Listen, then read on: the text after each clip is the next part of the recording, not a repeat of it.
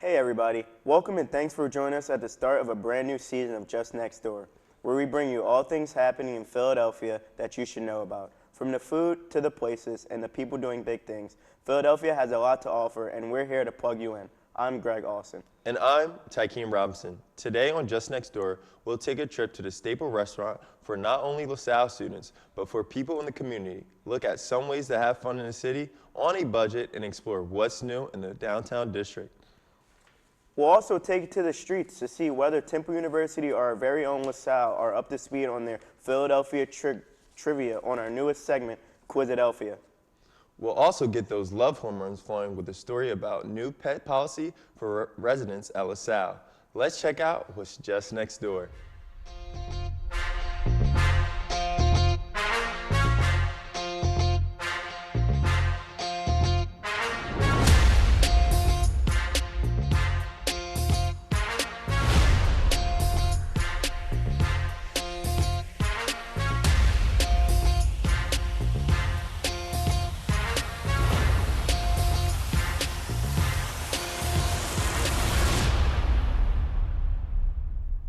Thanks for joining us for Just Next Door, where we bring you what's happening across the great city of Philadelphia to you at home. Whether you're a student at LaSalle or just happen to tune into our program, we've got a lot to share with you today, so let's get into it. Are you hungry, Takeem? I know I am. Where's a good spot around here to get food on campus? I need something fast and cheap, filled with fats and oils. I know there's a lot of good food options around campus. We have our dining halls, even food trucks roll up to feed lazy, cheap college kids like me. But there's even more local businesses to check out. Let's check in with our street team to see what they recommend.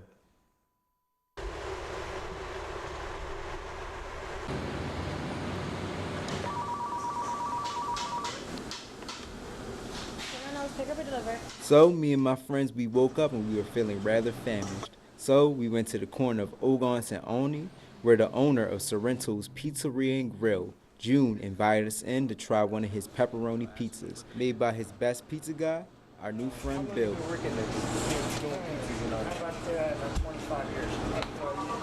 the funnest part about the job? So we took to the streets to ask people what they feel about Sorrento's. Well, I come here every day after school and get a piece of pizza. Honestly, it's the only thing that gets me through school. I came over here to get some buffalo chicken pizza. Yo, that was the best pizza I ever had in my life. I'm gonna keep it a buck with you.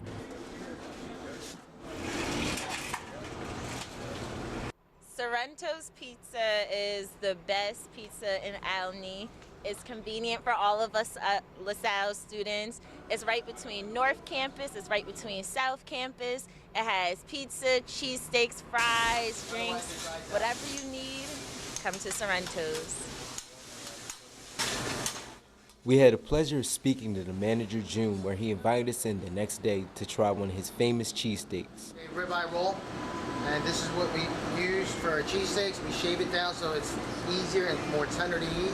It's not your sirloins, it's not your chuck meat, it's not your frozen piece of meat that tastes like cardboard. This is actual meat. Here it tastes better. That's my preference, my opinion.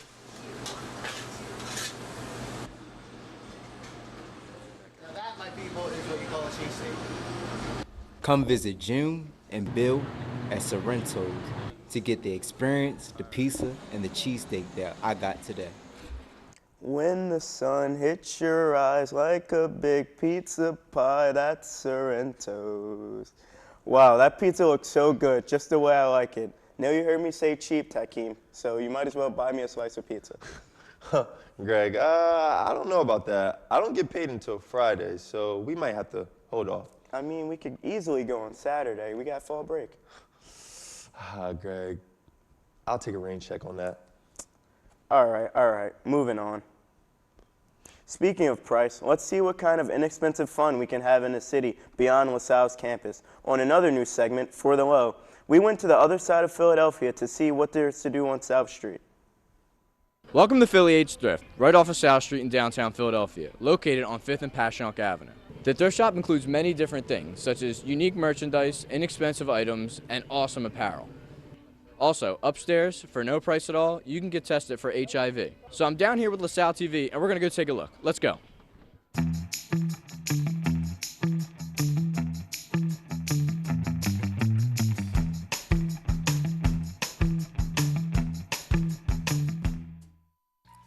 What a wide variety of original merchandise in Philly Age Thrift. With all of that browsing, we could sure use a bite to eat. The crew and I couldn't decide on Lorenzo's Pizza or Jim's Steaks, so why not both? A historic landmark right on South Street, Lorenzo's Pizza is home to the $4 slice, where you can make this slice into part of the Philly taco. What I like about Lorenzo's Pizza is I love the size. No, what is that? Ooh, sounds very tasty. So now that we got our Lorenzo's Pizza, let's go grab our Jim's Steak.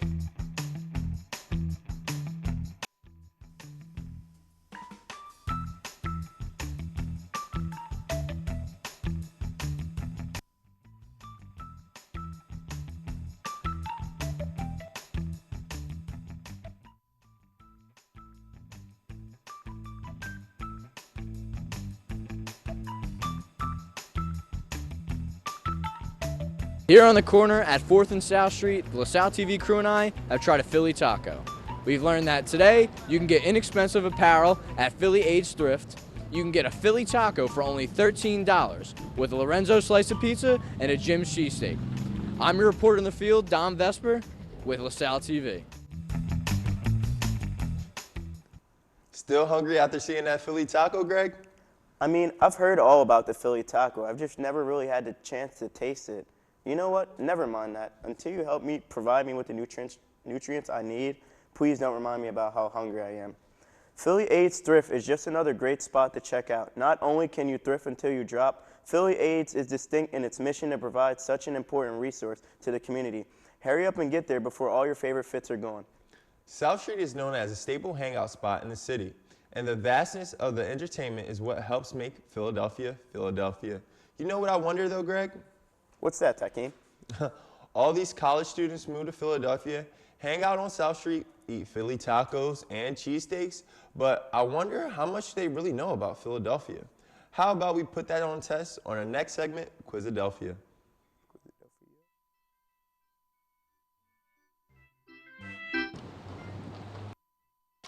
Welcome to Quizadelphia. Be asking you a couple questions today about Philadelphia, just to see how well you know Philadelphia. Okay. Ready? Okay. Who is on top of City Hall? It's Ben Franklin. Oh, bro, it's my man Will Penn. My man Will. Penny Penn, Pennsylvania, bro. The name is in it. Like, come on. Easy.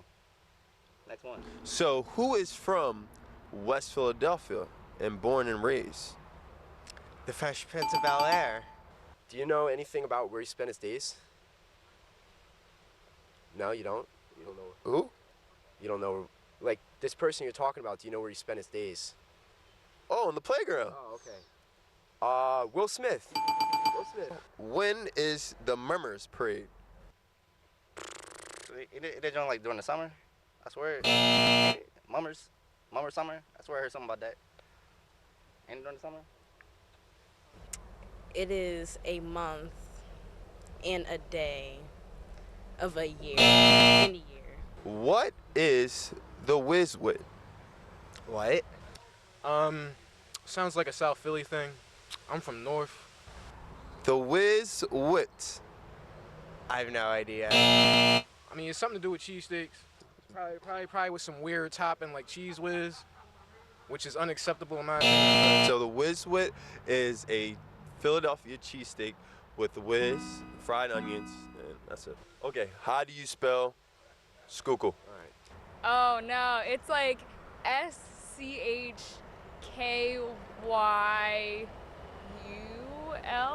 I know there's like a bunch of vowels and letters. That is. Yeah, it's rough.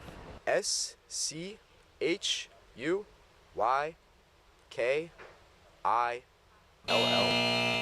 And last but not least, who is the Flyers mascot? Oh, that new orange bull, Gritty.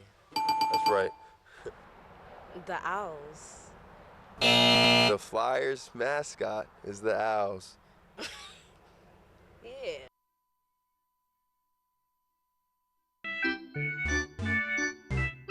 Thanks for playing. Over. Thank you. I have to say, I was pretty surprised to hear our players weren't sure about the Whiz-Wit. Did you know what the Whiz-Wit is, Greg? Unfortunately, no, I did not, but you better believe hearing that made my stomach growl. Come on, Greg. Even I know the answer to that question. Well, hey, at least I know who was on top of our City Hall building. Come on, Temple. Whoa. Calm down, Greg. You know, there are about 5 questions that didn't make it to the quiz.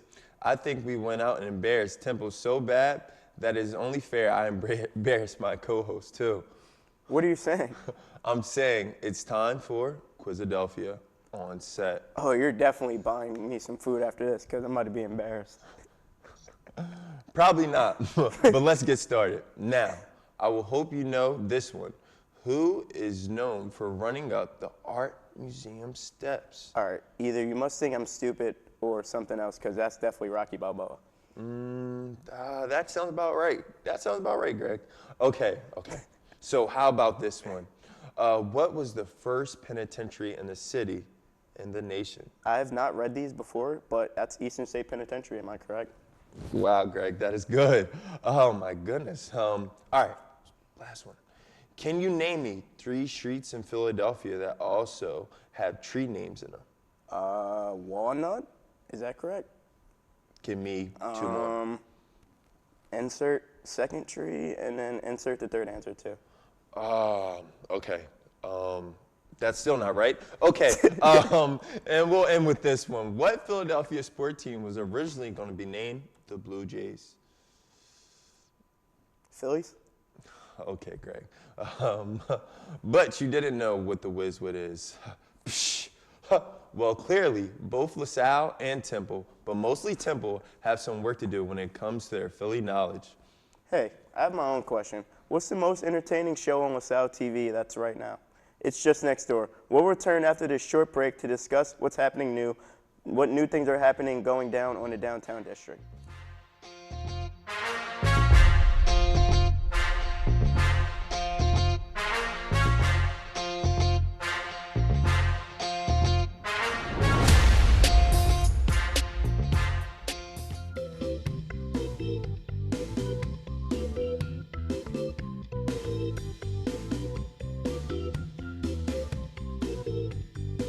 According to the Mayo Clinic, exercising has stress-busting benefits by bumping up your endorphins and improving your mood.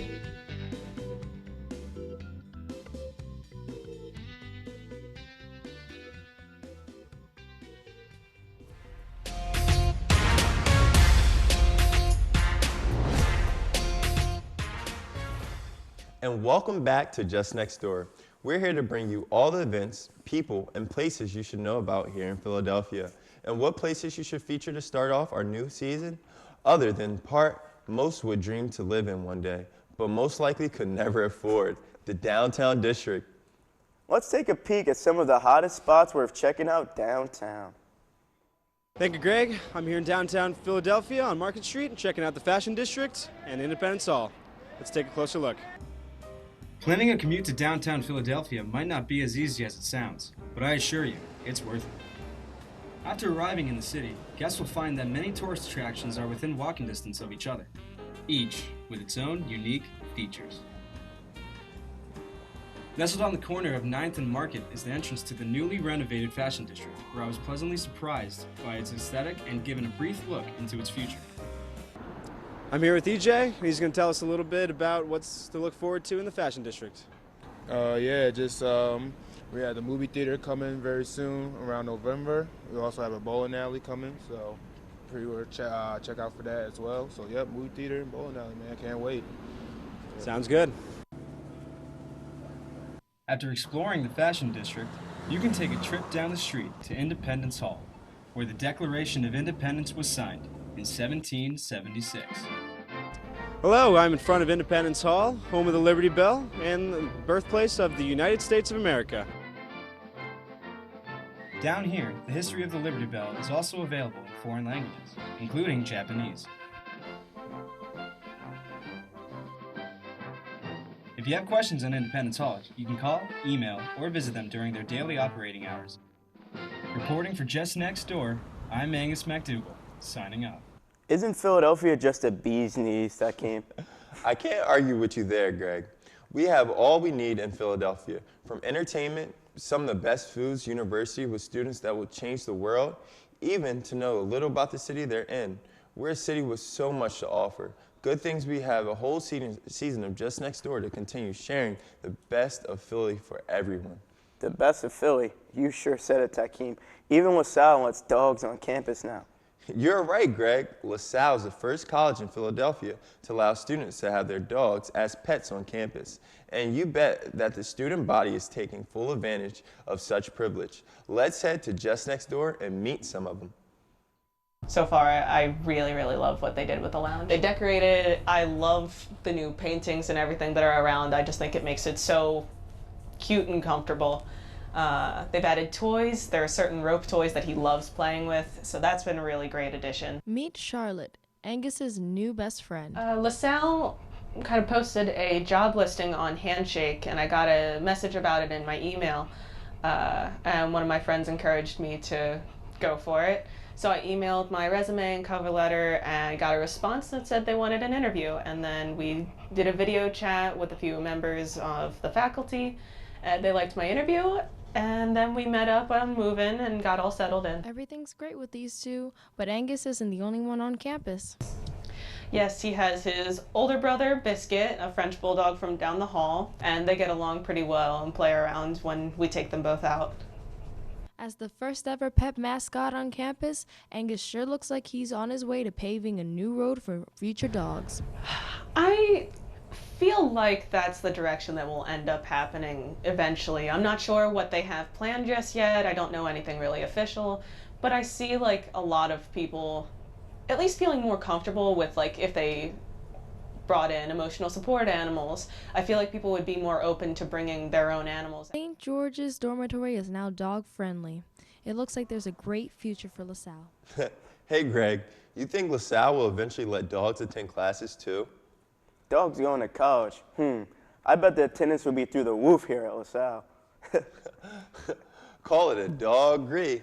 When we come back from our next break, we'll be sitting down with someone you should know about if you're an avid film junkie or just like hitting the town to see a movie. We'll be having a conversation with the founder of a local nonprofit who fuses the art of films with an important goal of bringing all communities of Philadelphia together. Sarah Mueller of cineSPEAK will be in the LaSalle TV house. Stay tuned. We'll be right back.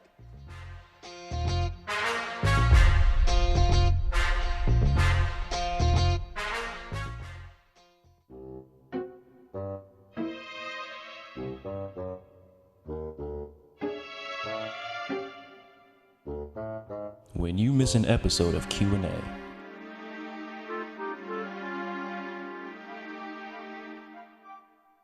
you get hungry. When you get hungry, you don't know what to eat.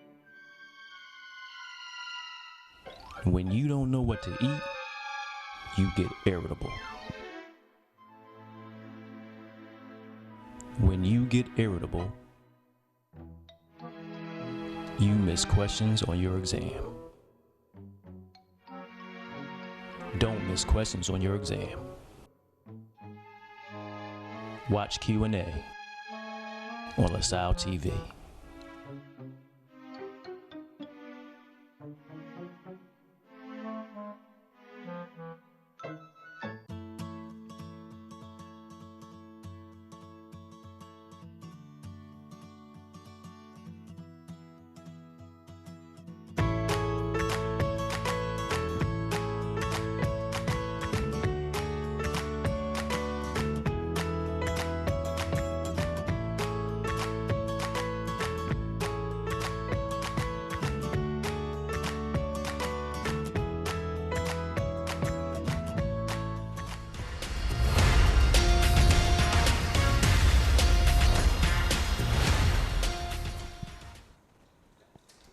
Welcome back, everybody. We're here with the founder and director of cineSPEAK, which is a small film program organization here in Philly.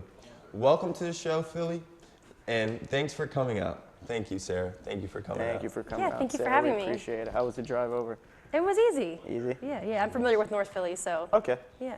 Yeah. All right, so let's get into the interview. So could you just tell me a little bit about cineSPEAK and what it does overall? Yeah, so we are about 5 years old. We are a monthly mobile cinema program, so we go all around the city. We do screens outside and at brick and mortar cinema spaces, and we use film as a tool to connect people to local organizing, not only local, but also actually around the world. Okay, so could you tell me about your specific role at cineSPEAK? Yeah, so cineSPEAK started as a personal project of mine about like 6 years ago, and so I'm technically the director and founder of our organization. We have about 8 people who help all kind of with the operations, but I am the director and founder. Okay, that's awesome. That sounds like a big role, honestly. I don't know if I could handle all that, but it sounds like well, when it's your passion, it doesn't feel so much like work. Yeah. Okay, you already. So what really inspired you to like create this? And when did you get the inspiration? Yeah, it's a great idea, or a great question rather. So yeah, I went to school here in Philadelphia at University of the Arts. My background is in film production, and I've always been somebody who's loved going to the movies. My family always, was a big movie. We spent a lot of weekends in the Blockbuster aisles arguing and stuff like that. Rest in peace, Blockbuster. Rest in peace, Blockbuster. Yeah, exactly. Yeah, and so really, coming out of film school, going to a lot of movies, going to film festivals, I got into doing more production work. Similar to what you all do here in the studio. Making film, and then I really fell in love with hosting film screens, working with Scribe Video Center, which is an incredible historical video production house in West Philly. And they really showed me the power of using film as a tool to connect people, not only to speak for themselves, but to, again, connect people to organizing around the city, to advocate for themselves, their neighbors, and people all over the world who are experiencing injustice. Okay. Speaking of movies, if you had to choose and narrow it down, what was honestly your favorite movie? I have 2 favorite movies. I say they're tied for number 1. Okay. Number 1, we have Spike Lee's Do the Right Thing. Ooh. Yeah, and also Elia Kazan's On the Waterfront. Okay. Yeah, those are both 2 tied. They're both movies that I was really attracted to when I was like 18, 19, 20, kind of coming up, starting to dig into like film history.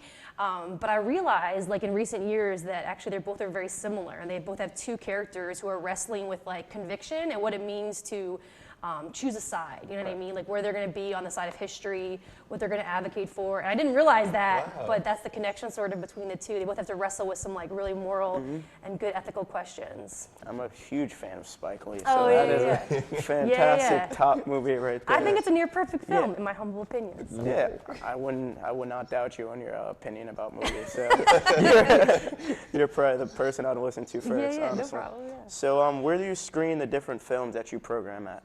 Yeah, so we screen all over the place. We've worked with community centers, rec centers. We've worked with, tonight we're actually doing a program in North Philly at the Brewerytown Community Garden. They have an annual Halloween event for families, and so we do a movie screening there. And then when we do more contemporary independent films that you wouldn't maybe usually find in your local theater, but would screen in theaters around the country, we work with people like the Philadelphia Film Society, the Lightbox Film Center in University City, and organizations like that have like a proper brick and mortar, movie space. Right. But we really think that the cinema and that experience is really wherever the people are. Right. And so we like to build cinema, again, in neighborhoods and weird alternative spaces and bring it to people versus making them come to the space themselves. Yeah. All right, so next question. What is the most important, what is so important for you in deciding what movie or what film you're going to present to the public? How do you choose that? What is that process like? Yeah, it's a really good question. We have a bunch of different processes. So most of our film screenings have an advocacy partner that we work with. Sometimes they're an arts and cultural organization. Coming up, we have a screening with the Philadelphia Asian American Film Festival, which has their festival in November. And other times, we choose the film ourselves. And so it's kind of this balancing act of both working with advocacy partners, because we believe that they know their community best, like a network outside of our just, film lover kind of community. So we talk to them. It's kind of this long kind of conversational process about what films are going to be most resonant to the work that you are doing, locally to organize around different justice issues, or going to speak to or challenge the community you most directly relate to. And then we also get approached by filmmakers who want to bring their film to Philly that aren't finding a place to screen. A lot of people outside of Philadelphia consider this an underplayed city. So a lot of films that are really important skip over Philadelphia. And so we're really trying to help fill in the gap and bring more important independent work to our city. So, all right, now going through these motions, what experiences or difficulties, difficulties have you presented throughout this whole, starting a nonprofit, small organization, what comes across this role as being hard, it's hard to do, Yes. That's a good question. I mean, I think starting an organization is very, very hard, and we are an emergent organization, even though we've been doing this for about 5 years. That's 5 years very loosely, like going from like doing screenings every couple months to now doing about an average 2 to 3 screenings a month. And we are primarily an all-volunteer organization, which means that I have a day job, and everybody in my team has day jobs. And so I think the challenge is that we are getting more and more opportunities to bring really incredible films, or we have our own ideas, or we have issues we want to address, then we have the capacity to produce programming simply because we don't have time or we don't have the funding. And so it's really that difficult tension of trying to figure out what is the most important thing we can do with the limited resources and the limited time we have. Because we're not short for passion, it's just a matter of like usually finances and time. Okay, so now what do you hope like people get out of cineSPEAKs? Yeah, so I think we think that a lot of times when you're think of the documentary films that expose like an issue, for example, is that we feel that it is irresponsible to just expose an issue without providing a path to healing. And so we think that what we do is that we say, hey, okay, now you care about the scarcity of water. Okay. Or water being like poisoned or whatever. Now here are X, Y, and Z organizations, both locally and around the world, who are doing work to address those things. And here's how you can actually connect to them, because they're here in this room. They're going to tell you about their work. And now if you feel like you have a new conviction about it, you can actually connect and help produce change in your local community. So I think that's something different that we do, is we're really trying to connect people, again, to organizing happening in their backyards and also around the world. Okay. And we have conversations around these films to help unpack the themes. Right. So what is the future for cineSPEAKs? What do you say? Yeah, so our future, one of our big goals for 2020 is to actually have a space where we are, in residence. So a permanent, brick and mortar space that maybe we share with other like-minded arts organizations so we can do more screenings throughout the year. So yeah, that's one of our big goals, is to kind of move from the mobile model to a more specific model so we can kind of look at our local impact. All right, well, thank you. Thank Well, you for coming. thanks again for taking time to speak with us today. Yeah, the thanks great for work you're doing by introducing people to Philadelphia change makers through the arts, and we wish you the best moving forward. Once again, thank you. Cool, thank you so much. I really appreciate you having us. Thank you. Well, that just wraps it up, and that's all the time we have today. I'm Tykeem Robinson. And I'm Greg Austin. Thank you for watching, and we'll see you next time on Just Next Door.